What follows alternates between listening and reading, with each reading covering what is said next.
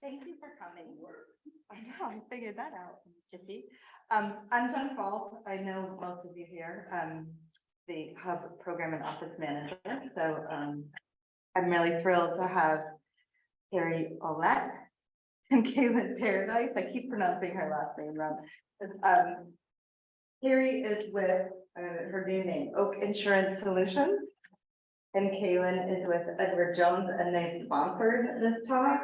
And I'm going to turn it over to them to each talk just for a minute about what they do, and they're going to introduce Liz.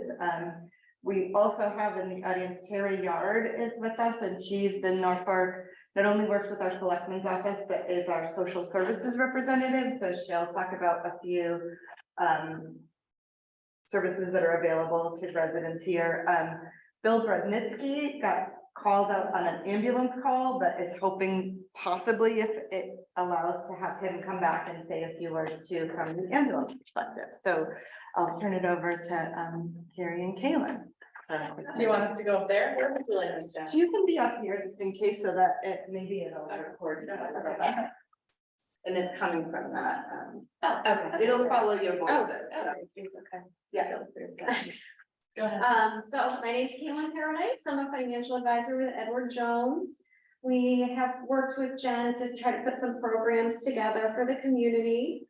So thank you all for coming. If there's anything that you can think of, any ideas you might have that would be valuable to you or beneficial, please let us know. It does not have to necessarily be financial. We're just trying to make sure that we're putting programs together that make sense for the community. So thank you so much. I'll turn it to Carrie. Hello, I'm Carrie Anderson-Olet with Insurance Solutions.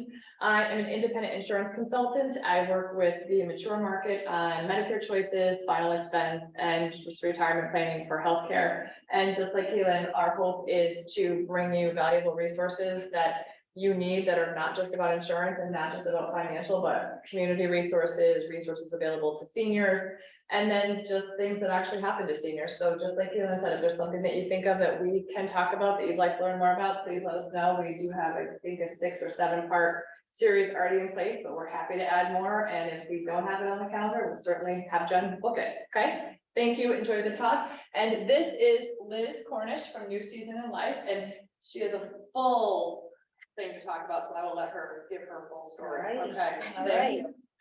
Okay, so let's see if I can manage it worked just a minute ago. Oh, if you can do that, and then I might have to reset it. It's really weird. So-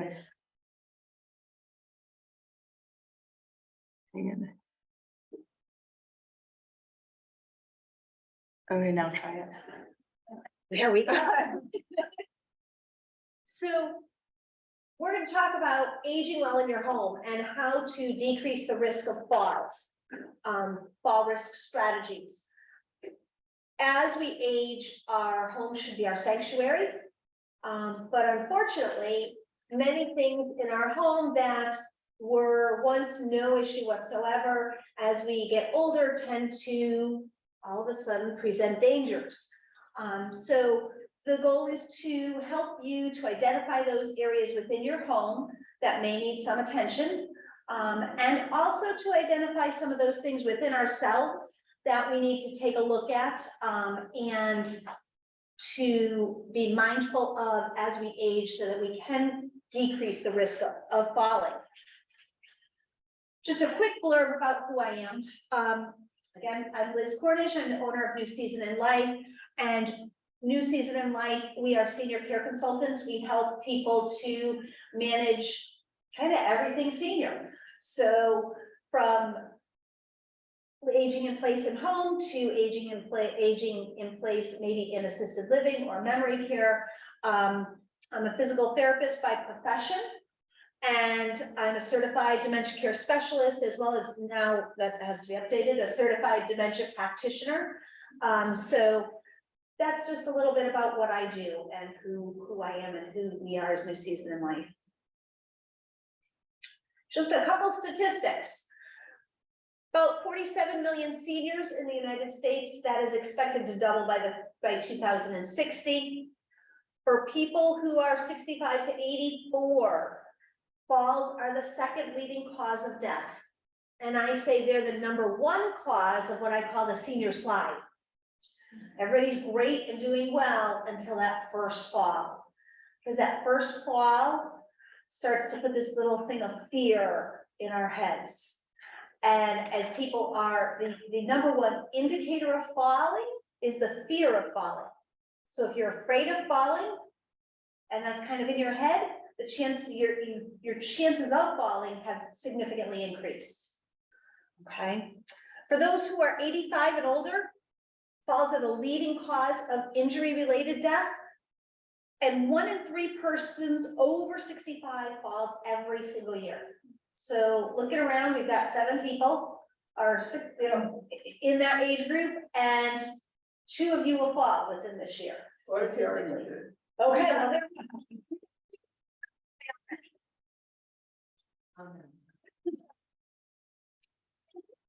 People who fall are what we call repeat fallers. They fall and we pick them up, and 2 months later they fall again, and we pick them up, and they fall again.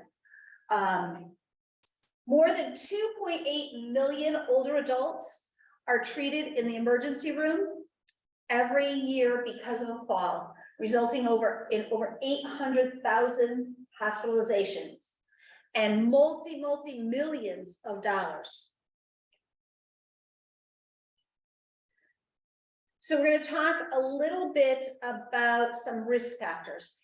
In 2014, a little outdated, but a study found that 28% of seniors, of people over age 50, reported no physical activity in their day-to-day routine.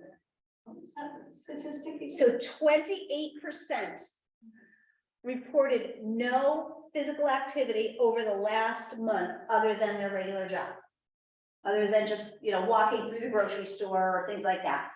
They reported they did nothing else. They didn't go out for walks, they didn't exercise, they didn't hike, they didn't bike, they didn't do anything else.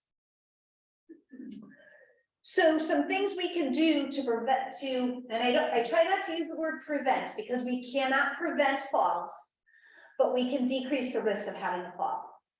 So we can look at physical changes in our body, physical factors. So as we age, we lose muscle mass. That's just a matter of fact. So we need to make some changes in some behaviors, which leads into behavioral things that we do or don't do that increase our risk of falls. And then we look at some environmental factors in our home or in our community. So we'll talk about physical risk factors first. Physical risk factors, gait, balance. Gait is walking, you know, normal walking pattern. Some people have little gimps in their walking pattern. Some people start to be a little bit hunched over. That changes your center of gravity. Now it's forward and we have this thing happening. So strength, coordination, flexibility and balance are all very important. So 2 tests that we do as physical therapists, there are actually 3 tests that we do that are indicative of whether you're at risk for falling. You can stand on one leg without holding on for 15 seconds.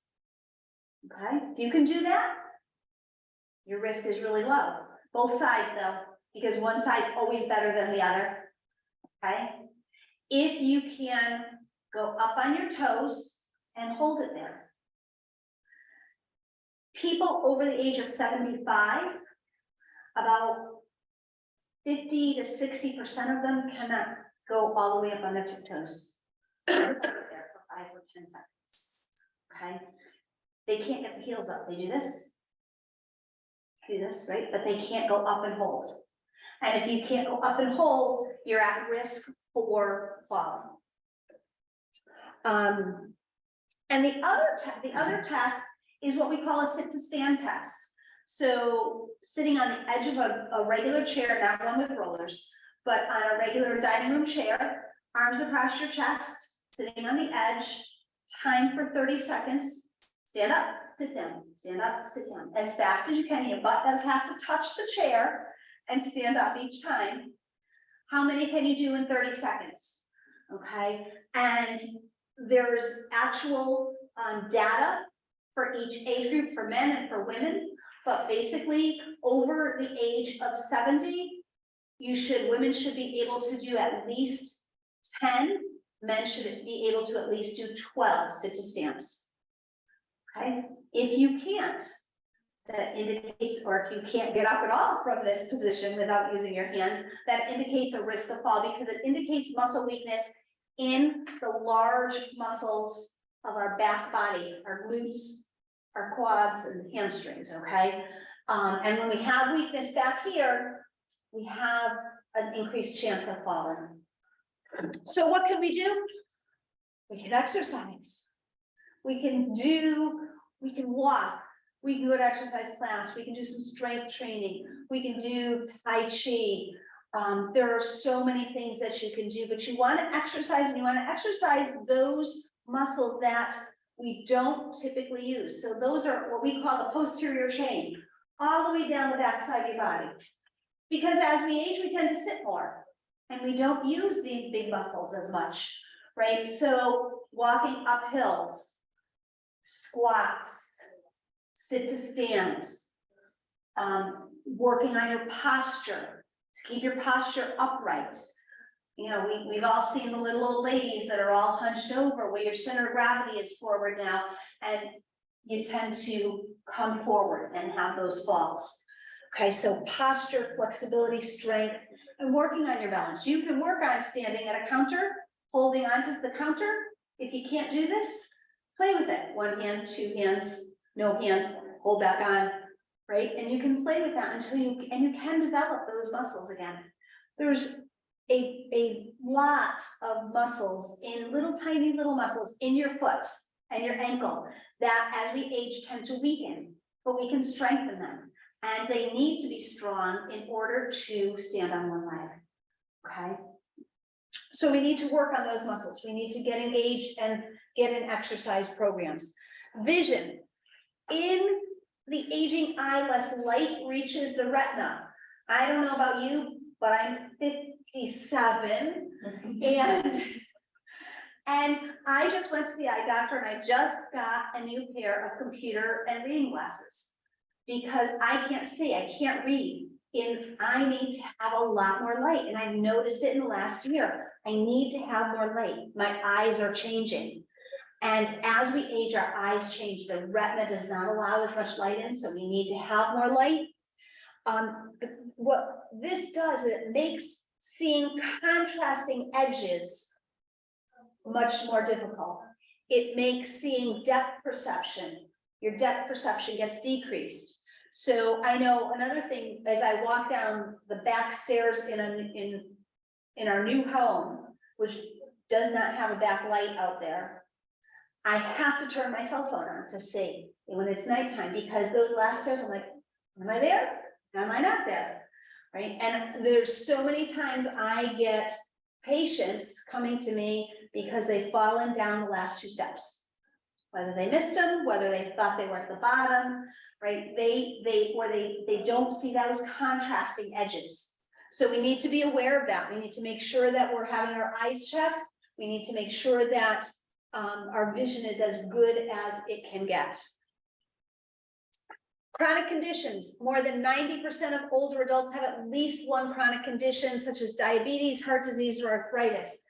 This can lead to decreased sensation in the feet, decreased strength, and again, increasing your risk of falls. So making sure that you see your health practitioner, your doctor, your DO, your APRN, whoever you see, make sure you're getting to them, make sure you're telling them everything. Even if it's just something little small, you're not quite sure how it really doesn't warrant that much of, talking to the doctor, tell them, because it may be the beginning of something that can be prevented. So nutrition. I hear this all the time that, oh, I only eat 2 meals a day. I don't do that much anymore. And I don't need to eat that much. We all need to eat 3 meals a day, no matter how much you're doing. You may need to decrease your portions a little bit, but you still need that, because when your body doesn't have the food to burn, it burns muscle. It does not burn the fat as much as we would like it to. It burns the muscle first. And when it's burning the muscle, now you're losing muscle because we're aging, and now we're pulling muscle, we're burning muscle in order to provide energy for your body. And so we really need to make sure that we're eating properly and especially avoiding dehydration. So dehydration is a huge issue in seniors, especially senior women, because when we drink so much, we gotta go more, right? And many, if not most senior women, and I say this with tongue in cheek, but it's pretty much true.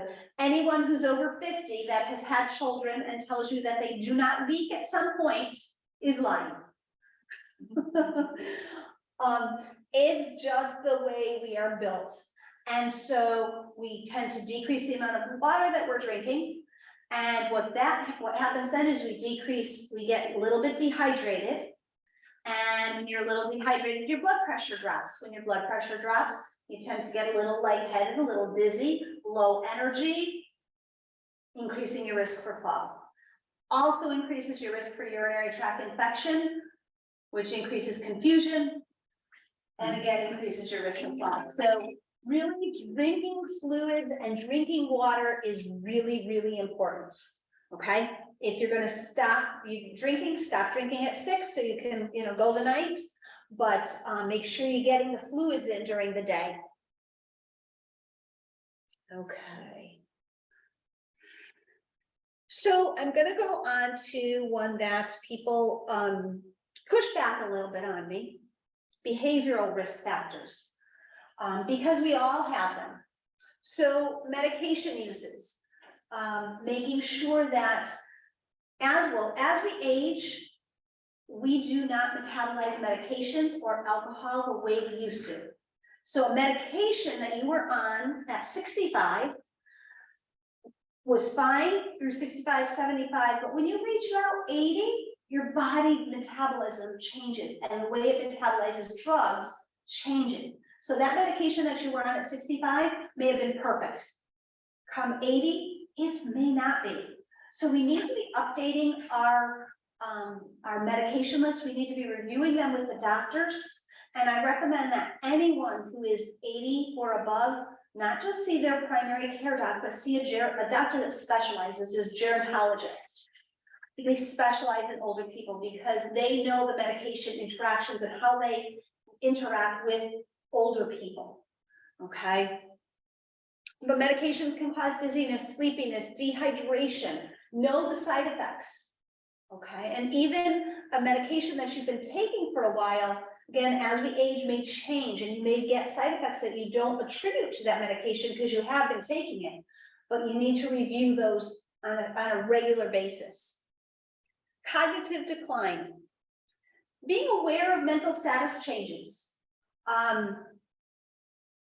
And so people around you, if someone is telling you, oh, I noticed that you're having trouble, or you notice that you're having trouble calculating the tip when you go out to a restaurant, or balancing your checkbook, those high level executive functioning that you need, those high level critical thinking tasks are usually the first ones to slip. So if you have a loved one who has made several errors balancing the checkbook, or you're out with someone and all of a sudden they just can't figure out that tip, and they will always brush up, oh, I just can't think today. Right? But if it happens more than once, then that's just not, I can't think today, because we all have that problem every once in a while. But if it's consistent, those are the beginning signs of cognitive changes. So we need to be aware of those, because as we have cognitive changes, we have less insight to our own deficits. And without the insight, that increases our risk of falls. Here's my favorite, set in your ways. So I cannot tell you how many people I have had, usually men. I know, who have are 85, 80, 85 years old and, you know, look at their house and they see the green algae on their roof and they put the ladder up and they climb up and something happens and they slip and they fall. And they get really hurt because we don't bounce as well when we're 80 as we did when we were 40. So taking a look at those things that we may do that maybe a son or grandson or granddaughter may be better off doing. Cutting tree limbs down with a ladder in the tree. Ladders on the roof. I had just someone this past summer. He was 88 and his wife was 86.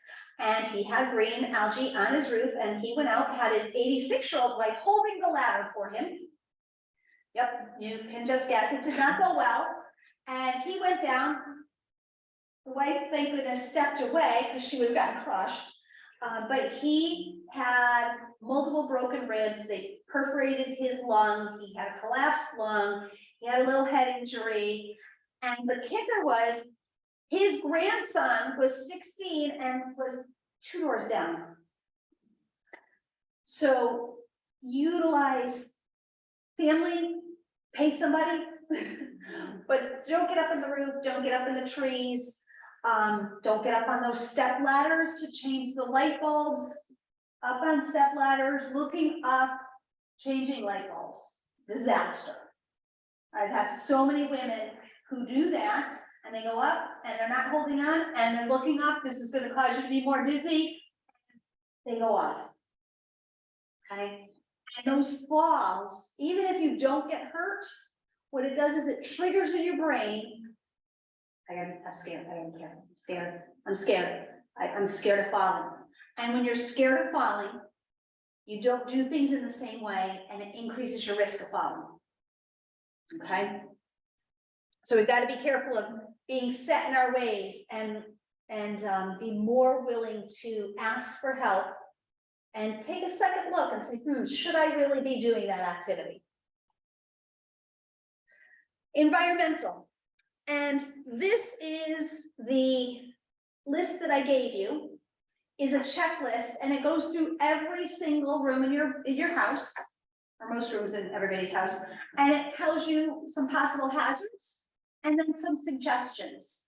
So I'm not going to go through all of them, but simple things that we can make changes on are installing grab bars, getting in and out of the tub. Okay, and if you have a fiberglass enclosure, you can't install easily a grab bar, but the heavy duty suction grab bars that you can get for like $20 at a medical supply store really work well now. Nowadays, they're really good. You do have to check them every 30 days. You want to pull on them and check them, but they really are secure. And they're great for fiberglass because it's a smooth area and you can just suck them, stick them on there and flip the switch and they're stuck on pretty well. So grab bars, lights, making sure that you have lights going to the bathroom, especially at night, a night light in there. No, none of us are our best at 3 in the morning when we have to get up to go to the bathroom. So having a light available, just a little dim light to get there and get back is great. Lights on stairs. So if you have an upstairs and a downstairs, they make easy stick-on lights that are motion detected that will light up as you start to go up the stairs, and the same thing for down the stairs, so that you're not going up and down stairs in the dark and not seeing any contrast. If you have lower vision, putting a strip of fluorescent tape, you get it at anywhere, Walmart, Home Depot, on the back, the last step or on each stair till you get to the bottom. So you can see, okay, these are the stairs, they're taped, and here's the bottom. Okay, so you're not making that mistake of thinking you're at the last step and going down those last 2 steps without any, and falling down those last 2 steps. Throw rugs. So I'm a physical therapist that's been doing therapy for 35 years in home care. So I'm realistic. I'm not the new grad that says, take up all your throw rugs in your house, because no one's going to do that. What I would like you to do is to make sure that all your throw rugs are taped down. If there's any curve in them, make sure you stick double-sided tape there. Throw rugs should have a rubber backing so they don't slip. In the bathroom, in the kitchen, in front of the sink, make sure that they have a good rubber backing so they don't slip. If you have like an oriental, using double-sided tape, they make it specifically for rugs that you can put on there. It won't hurt your hardwood floors underneath, and it won't hurt the carpets, but especially the corners, because those are right where toes catch, canes catch, walkers catch, and trip. Okay, so making sure that those are double-sided and taped down. Making sure that if we need to have a cane or a walker, this goes back to those behavioral changes, right? That we don't let our pride stay in the way, and we get the assistive device that we need to keep us safe. So many people that I've worked with over the years will say, I'm good, I walk around fine, and they're doing this. My mother-in-law does this. Mom, if you used a walker, you could walk straight, and you're not gonna have the chance of tipping over every time you walk. And we finally got her there, but it took almost a year, and a couple falls before she would let her pride go down and say, okay, I'm gonna use a walker. Okay, so making sure that if you need a shower chair, if you don't feel safe in the shower, so many times I'll talk to seniors and they say, oh, I used to shower every day, but now I only shower once a week. And well, I don't need it. And then when you drill a little bit further into why they're saying that, they admit that they're really nervous. And I'm a little scared getting into the tub. So maybe that person needs to have a shower chair in there so they can actually sit down and take their shower. They can have their grab bar, stand up to rinse off a little bit, but then sit back down and have that security of the shower chair in the tub. The other thing is furniture risers. So many times couches or just nice cushy comfy chairs are really low, and you sit down and you may sink into them and people have trouble getting out of them. They make furniture risers that can go up 4 inches or 6 inches. And you can get those at Walmart or Amazon, anywhere for like, I don't know, $12. And you just put them under the 4 legs of the couch or the 4 legs of the chair, and all of a sudden it's 4 inches higher and people can get right up. So that's another thing. Call buttons, handheld phones, cell phones, making sure you have something with you at all times so that, they do make call buttons now that, the press them, help I fall and I can't get up buttons that follow you. So if you're out shopping or at the casino or wherever you happen to be and something happens, you can press that and they're going to dispatch help to you because they can GPS locate you.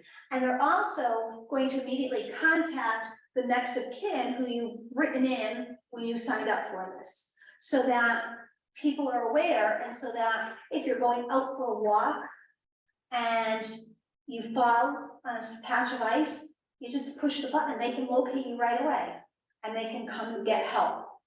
Having a handheld phone or a cell phone so that we don't have to, the phone rings and we don't have to get up and run to get the phone, because that's another really, really frequent area of falls. Well, the phone rang, so I got up to run for it.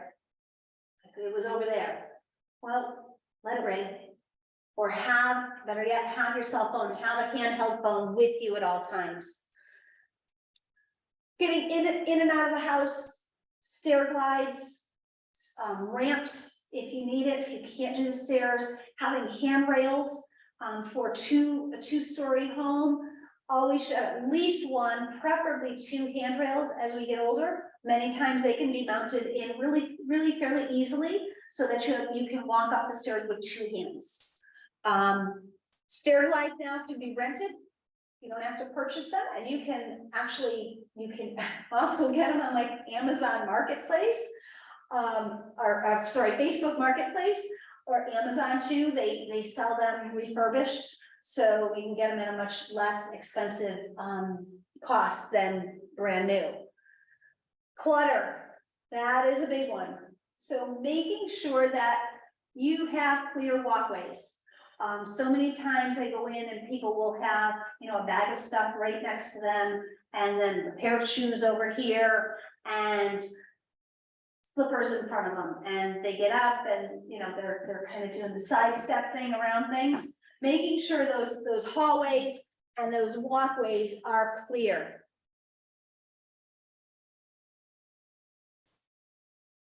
So other considerations,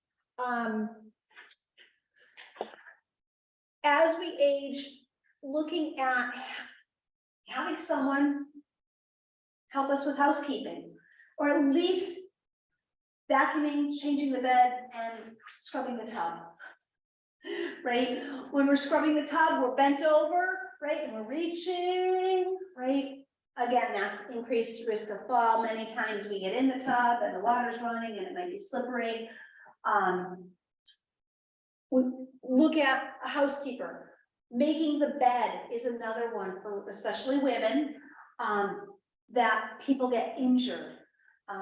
They're leaning over to get that corner. And, a lot of times our beds are not perfectly aligned, so you can walk there and just get right in and do it right. We're going around coffee tables, we're going around walls, and we're trying to do that. We're reaching, and a lot of falls happen there. A lot of back injuries happen in making a bed. So being very careful with making a bed as we get older. Lawn and snow service. So again, enlisting family or paying for a lawn service or snow service. I had a client who, and if you have someone coming to your home, that's a professional, you don't have to clean the driveway and the walkway. I have a client who is 86 years old, and every time I came to see her during the winter, if there was snow, I'd drive there and she would be out there with her broom, sweeping her walkway for me. And I'd say, Mrs. Smith, what are you doing? I don't. Right? I'm like, what's your?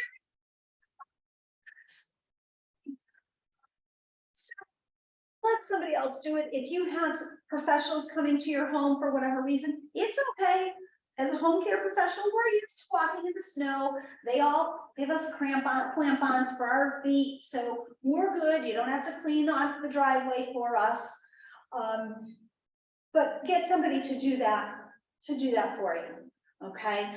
For a number of reasons, for falls, as well as my husband would laugh because every year after the first snowfall, he would say, what would he say to me? We've got 2 weeks, right? I say, yep, we've got 2 weeks. And he would be indicating in 2 weeks after that first heavy snowfall, I would get inundated with referrals for slips, falls, and breaks, surgical repairs, and heart attacks. Because people are out there shoveling, right? And we don't want any of those, because I always say falling is against the rules. So you've been told now, don't break the rules. So getting someone to do, especially a heavy snow, so you're not slipping and you're not falling. There's food delivery services for people that are shut in, that have difficulty driving or don't want to drive in inclement weather. There's a ton of different food service options out there. There's downsizing help if you are in a big home where you need to downsize to a smaller, more a home or a community that is more appropriate. So not multi-levels. There's all kinds of downsizing help for specifically for seniors. And then there's technology help. So there are really interesting, cool, kind of scary apps out there that can monitor. So there's camera systems that somebody, you know, sons, daughters can kind of keep an eye on people. There's also a brand new technology that is for the bathroom specifically, and there's no camera, so it's not invasive, but it goes by sound. So it can detect a slip and fall and will send help just by the sound. So there's all kinds of help available. And then, of course, I gotta do my plug, physical therapy, and balance exercises, Tai Chi. Tai Chi has been shown to decrease falls by 75%. Yeah, it's amazing. So you don't think, right, you're moving really slow through, how can this prevent falls, right? But this type of activity, gets those muscles stronger in a non-agitating way. So I say people don't get sore. However, the other thing that I don't put up on my slide is I am also a certified Tai Chi rehab instructor. So rehabilitative, I think it's rehabilitative Tai Chi. I got certified in it, and I'll tell you, after the first day of training for it, I got up the next day and I went, oh, ouch. That's what I was doing. I had no problem. I thought, this is easy until the next day. So Tai Chi is a great way to increase your strength, increase your flexibility, and decrease your risk of balance. Again, it's 75% decreased risk of falls with Tai Chi.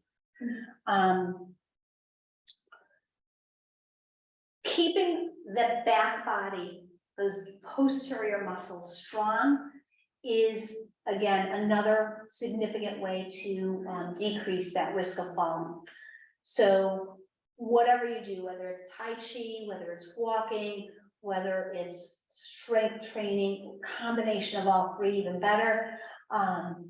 Make sure you're active and continuing to do those exercises so that you keep your posture good and your strength up and your mobility up, because the old adage of you don't use it, you lose it, increases as we age.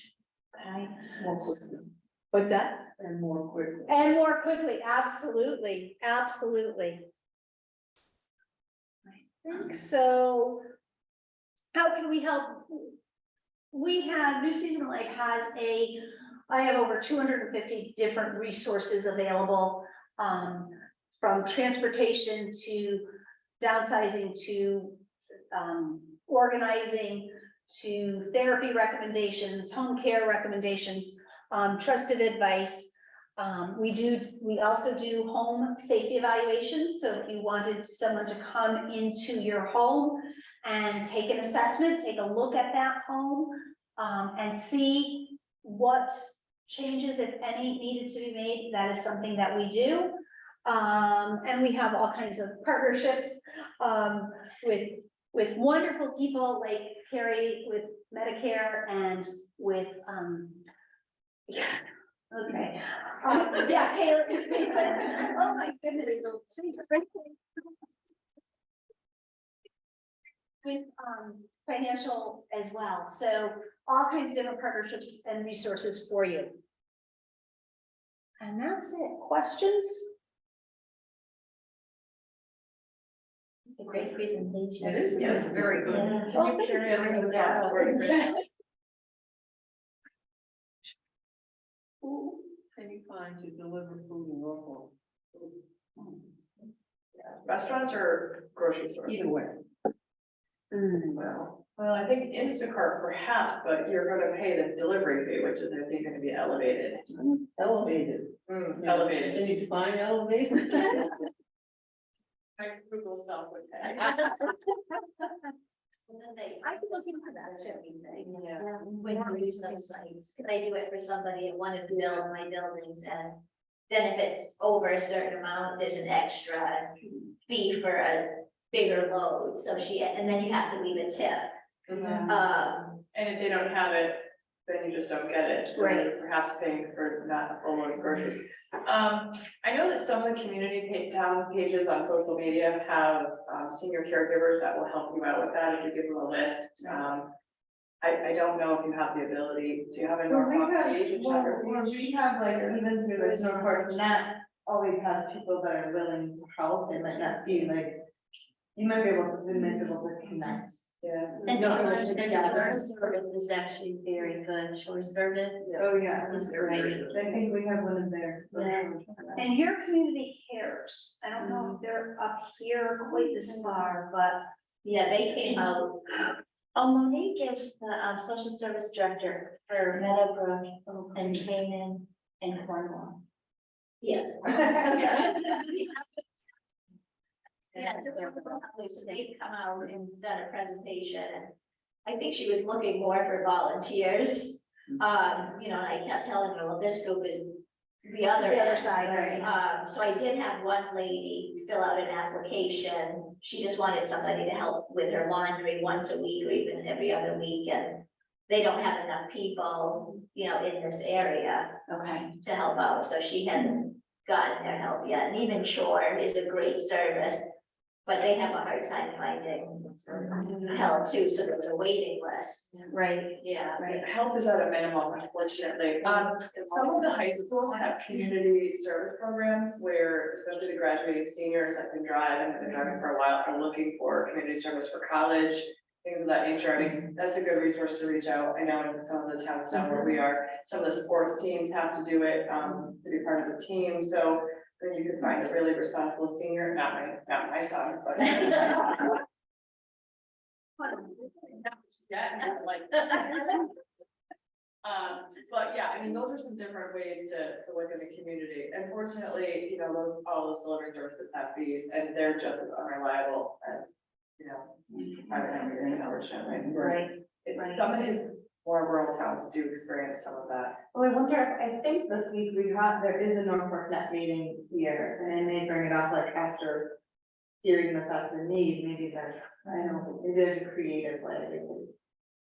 and there is on Facebook, there is a Norfolk chatter page. Yeah. So, you know, that might be somewhere to see if there's There's a people lot out of moms that stay home that might be looking for some extra money too. But they do find those on the chatter pages. It would be a question that you'd ask and you have to get back. Yeah, those are, unfortunately, all of that comes down to paying for it as well. I mean, none of it's free. That's Right. too. So. What about the food pantry here in Canaan? There's ladies that after they work the food pantry, they'll deliver to Beckley House for like people that don't drive. I could bring it up to them. What other thing we have is our senior bus that drives on Mondays, Thursdays and Fridays. And we take people to the grocery store and doctor's appointments or whatever else they need, so. And it's a minimal charge of $2. Right. That's cheap. And And we're the driving communities as well. our Norfolk bus is just for Norfolk, but Torrington Transit does Wednesdays. And here in the RIP program does other days, and I've left information here, handouts with phone numbers and things for people. But your bus will drive Our people bus to will Torrington. take people to Torrington, Canaan, Winston, And it's handicap accessible and for wheelchairs. Very good. Yeah, that's great. But Do you then want to again, stand up, ladies, and introduce yourself and actually tell them what your roles are in this town? I don't even know what you do. I mean, I know what you do, but that would be great. yeah, and tell them a little bit more about what you can provide that.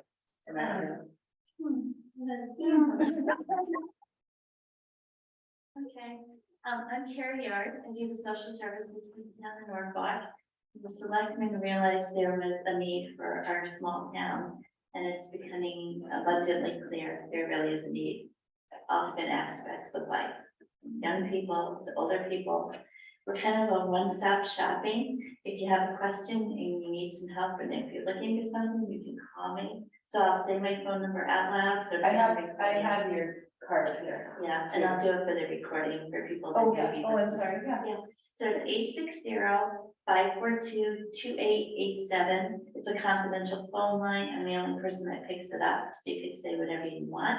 And I've heard everything, so Nice. it's okay, I get that too. So we will help you find whatever you need, and that goes with, if you need help with your co-pays for your prescriptions, we have programs for that. We take, I help with fuel assistant applications for people that need fuel, people that need medical equipment that can't afford it, places for them to find it. Like wheelchairs and walkers and commodes and you The name it. place to find it in Norfolk is in the basement of the town hall. Yes, it is, but it's a little bit empty right now because everybody's getting knee replacements. I don't know what's going on. Everybody's getting Before summer. Yeah, so we have, that is. So, I'm more than willing to help anybody with any sort of question. Try to cover everything. And just since I'm standing, I left a lot of paperwork. I left my card, I left some free COVID tests. The expiration dates say that they're expired, but they're not. The state has said that they're good for another 3 months. Help yourself, there's some monitors. And the green books are wonderful. It's sort of like a telephone book for anything that you need around the surrounding towns. Answers a lot of questions.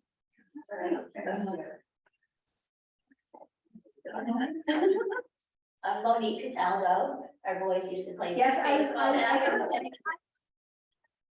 I knew the things, but I was like. I know her. Familiar. So I'm the resident service coordinator at Meadowbrook here in Norfolk, Beckley House in Canaan, and Bonnie Brook in Cornwall Bridge. So very similar to what Tara does, but just for the residents in my building. So we work a lot together. You know, renters rebate, help with rent. I don't know something, I call her and she fills me in, but so I'm only at each building, this Norfolk once a week, so it's a little bit harder. Like something We like can this. always find you. Yeah, you can always find me, but I'll just sit while I keep talking, but, so I need to get better at learning about these events ahead of time and maybe trying to coordinate transportation because possibly many of the residents would have come. You know, they don't like to drive or they don't have a car. You know, and I try to do programs within the buildings too. It's very hard to get people out. Yes. Right. We take our show on the road, so you let us know and we will come with all of our people. We're always looking for places to have it, which is why we love that. She's always accommodating us. Okay, We have- yeah, I mean, if I bring food or. Food's always good. Food else, you know, or, I don't know, pens or something. I would nice. Yeah. But as an ambulance person, I would say the residents there historically really need to hear this presentation. Yes, It's an ongoing challenge to hope that they'll tune in to how they might better set up their spaces. Because most of them are so small, and they try to condense their lives into these, you know, 1 and 2 bedroom spaces, and it's extremely challenging when you're responding for a medical emergency to even negotiate getting in the door. Right, yeah, we have somebody moving out of Cornwall right now, I can't even understand how all that stuff was in that little apartment, but. Yeah, Would you come to buildings and this time? And we work with, a lot of different organizers. A lot of what I do is help people find assisted living communities. And, you know, I talk to people a lot about letting go of the stuff, but keeping the memories. That's Taking very hard for pictures of people. things, right, taking pictures of things, maybe making a, you know, a picture book. So you can go back and reminisce, but you don't actually need every last thing that was there. So, yeah, we work with a lot of people that are letting go. So one of the reasons why we developed this series of talks is because as we go out and deal with our own clients, we recognize that people have questions about, hey, you know, So this week I had a client call, my mom fell, she had surgery, now they want us to bring her home, we don't know what to do with her when we get her home. Okay, so I am not a home health agency, but I have set myself up with partnerships with Liz and Kaylin to work with the local places in the community so we can be resources. So as you said, people don't want to come out, so we have all this information. And we find that the more we educate the seniors, the better off their lives can be, the richer, the safer they can be.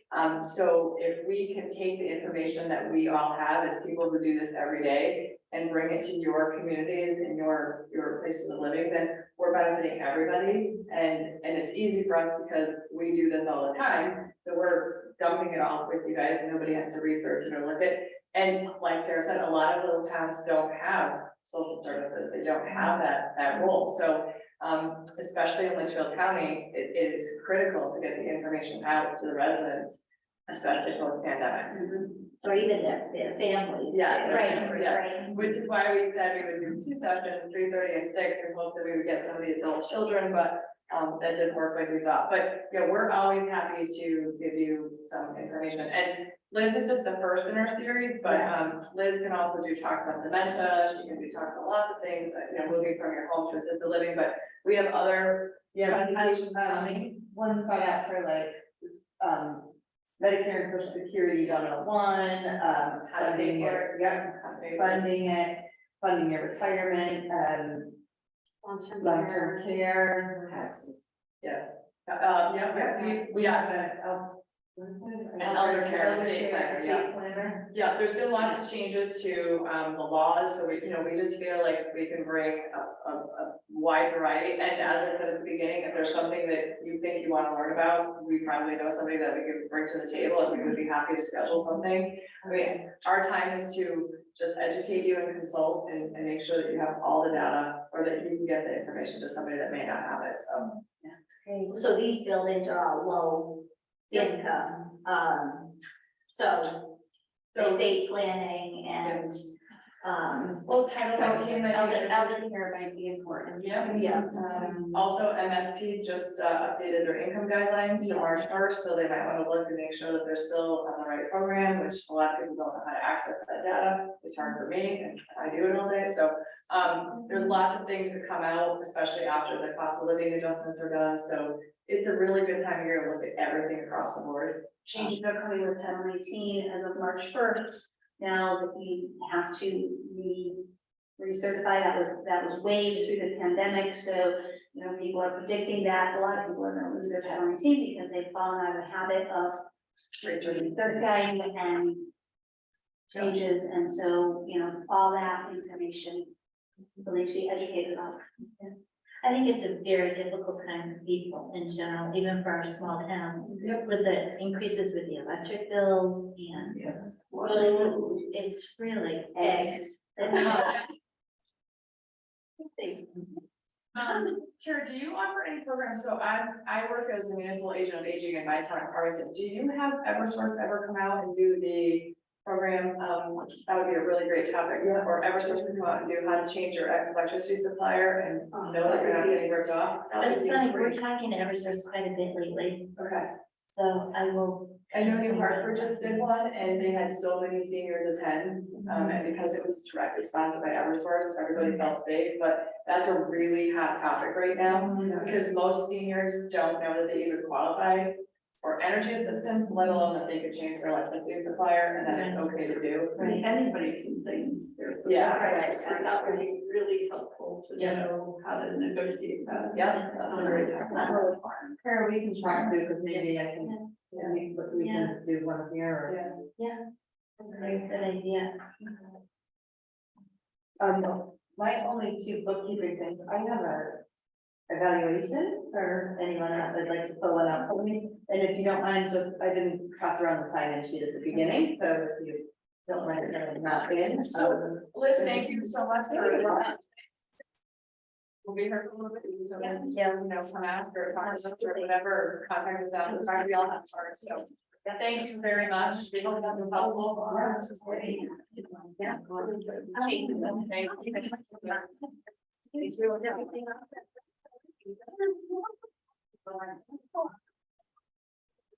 Thank you. It's lovely, I know.